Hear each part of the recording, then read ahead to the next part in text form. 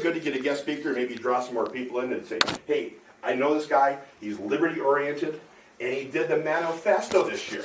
One county in the UP that stood up against the COVID regulations from our governor. I'd like to introduce Baraga County Prosecutor Joseph O'Leary. All right, well, I really appreciate being here with you today.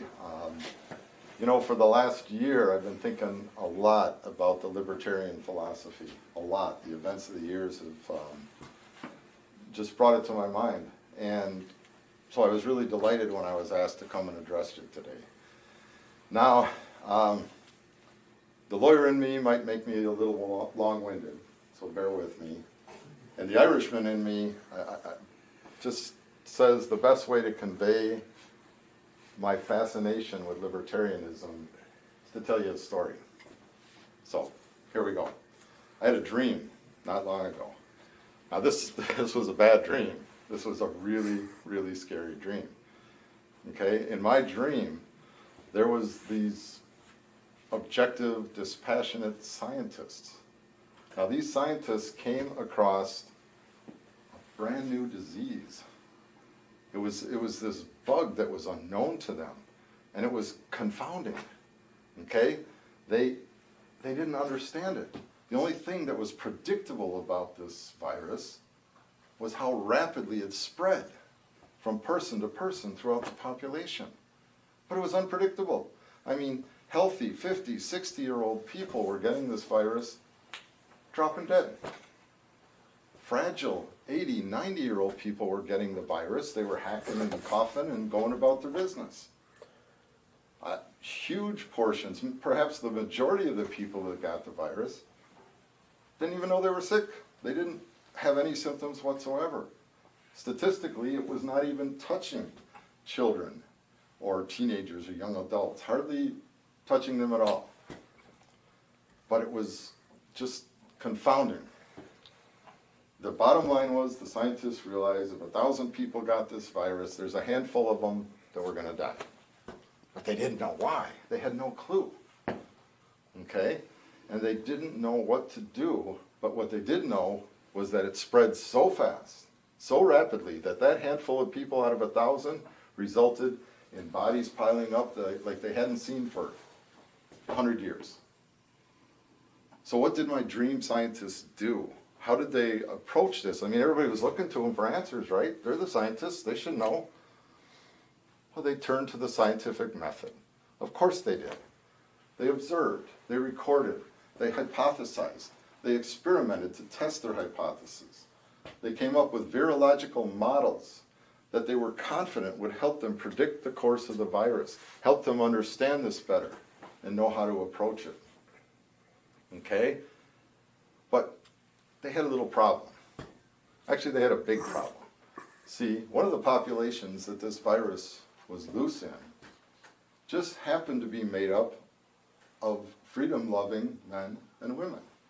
Happened to be made up of a citizenry that was used to living in a government that guaranteed freedom, certain individual freedoms, you know, little things like life, liberty, the pursuit of happiness, you know? And so that became a big problem, because how do you test your virological model? How do you test it in a population made up of these pesky human beings that are busily going about their business? They're traveling, they're pursuing their happiness, they're engaging in commerce, they're meeting with friends and family, they're living the way they've lived for hundreds of years. How can you test a scientific model? Too many variables. What do you do?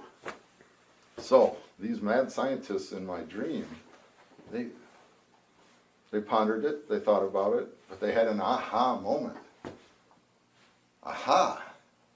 You know, maybe if the news media were to start hyping this, maybe if the news media were to start presenting this to the population as an existential, apocalyptic threat to every man, woman, and child on the face of the earth, maybe that type of fear-mongering could in turn cause a government, this government, to look at it and say, gee whiz, maybe if we impose some restrictions, maybe if we started forcing these people, this frightened population, to stay at home, to start masking up, to stop milling about, to take away the variables from their experiment so they can keep focused and they can actually test if this model is going to work or not. So, to the delight of these scientists in my dream, it worked. They got a head of state that said, okay, we're going to do this. We're going to restrict freedom of travel. We're going to restrict freedoms that were taken for granted. We're going to follow this model. And the scientists were delighted. In my dream, they were just rejoicing because now, we've reduced and eliminated so many of the variables that we can really test our theory. We can really test our model.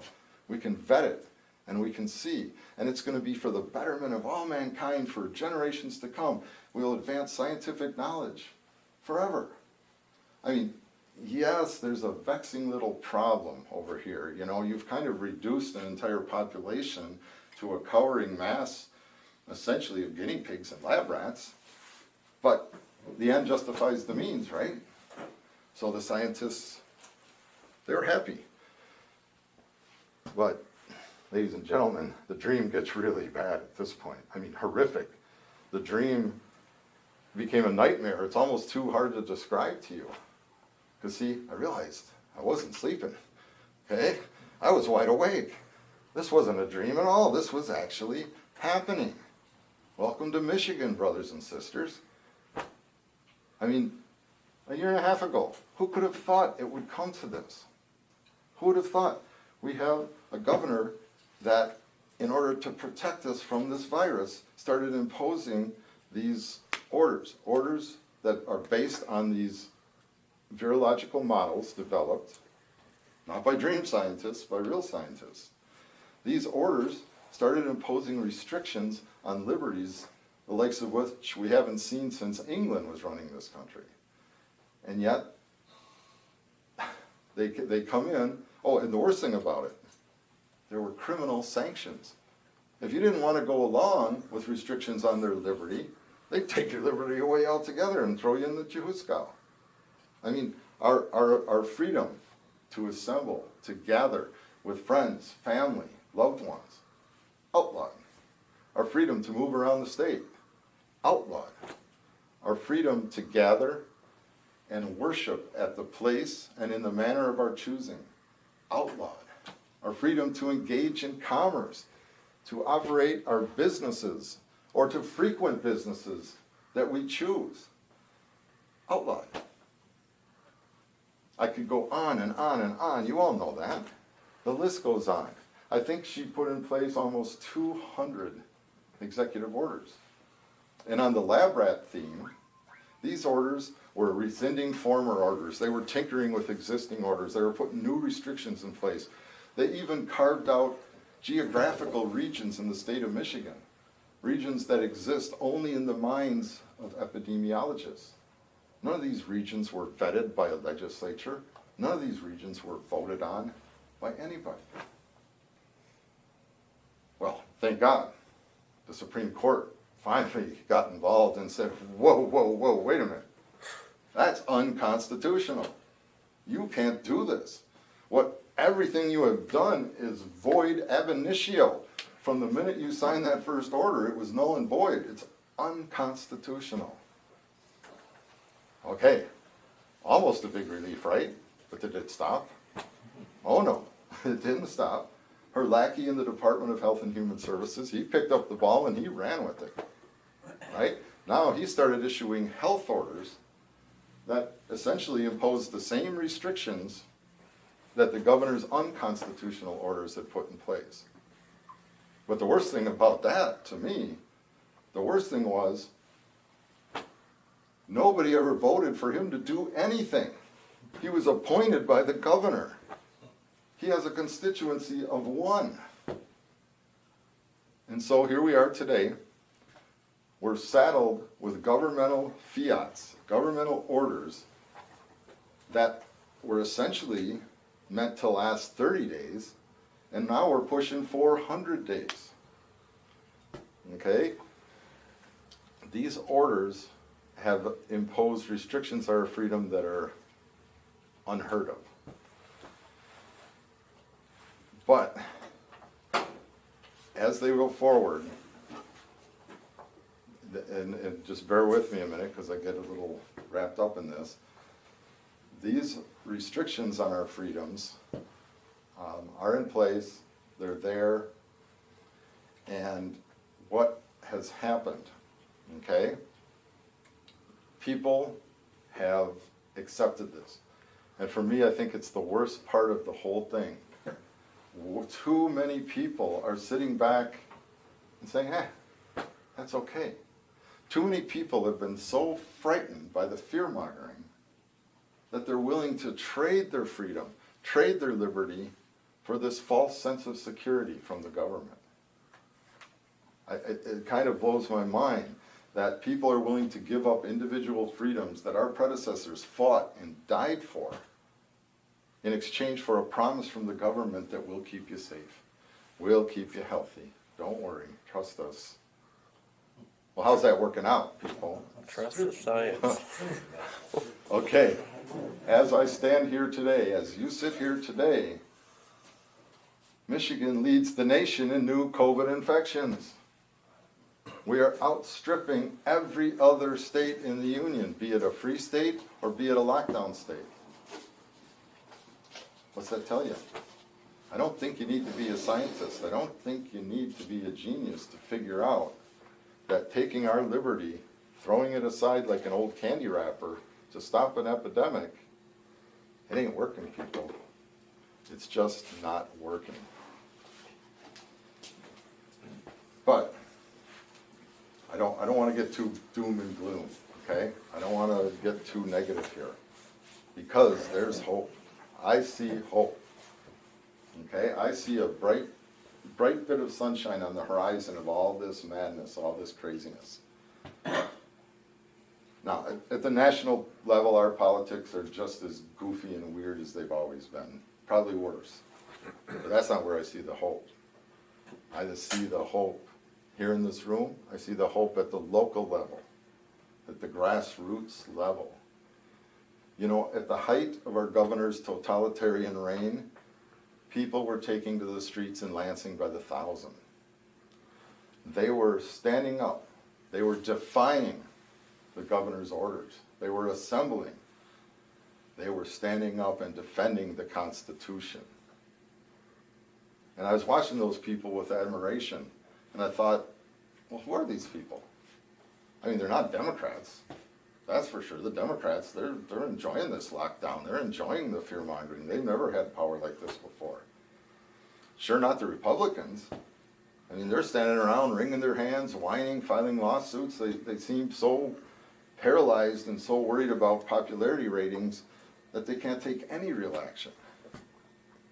No, the people in the street protesting, the people standing up for our rights were libertarians.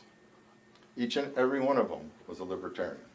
You didn't know it. I'm not saying they're card-carrying members of the Libertarian Party, because they're not.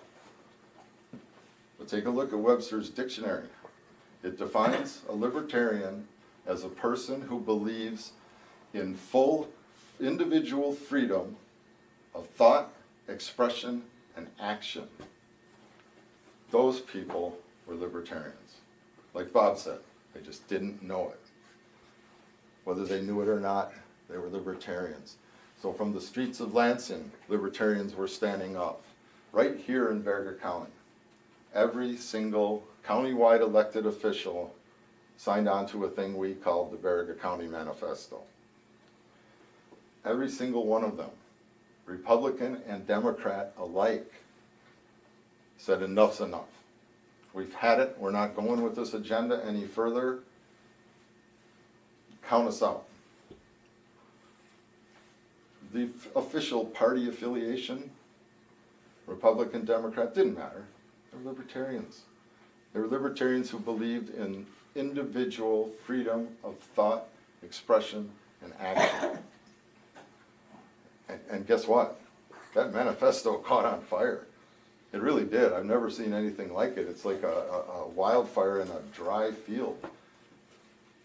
Not ever since that, I've been inundated. All of us who signed that manifesto have been inundated with phone calls, letters, emails, thanking us for standing up for the Constitution, supporting us, asking how they can approach their local officials and try to do the same thing. Those communications have also been catching fire. There has not been a single week since we published that manifesto that I have not heard about another county or a village or a township or even a city that has adopted a similar resolution, taking a similar stand for our Constitution, for our Bill of Rights, and for our freedom. Yeah, I'm hopeful. I see hope in that. I see hope in that. I see hope in this room. Because county by county, state by state, across the nation, the libertarian philosophy is rising up. The people that have seen what is going on and can't stomach it anymore are standing up for individual freedom of thought, expression, and action. Libertarians. It's libertarians who are picking up the flag. It's libertarians who are sounding the alarm.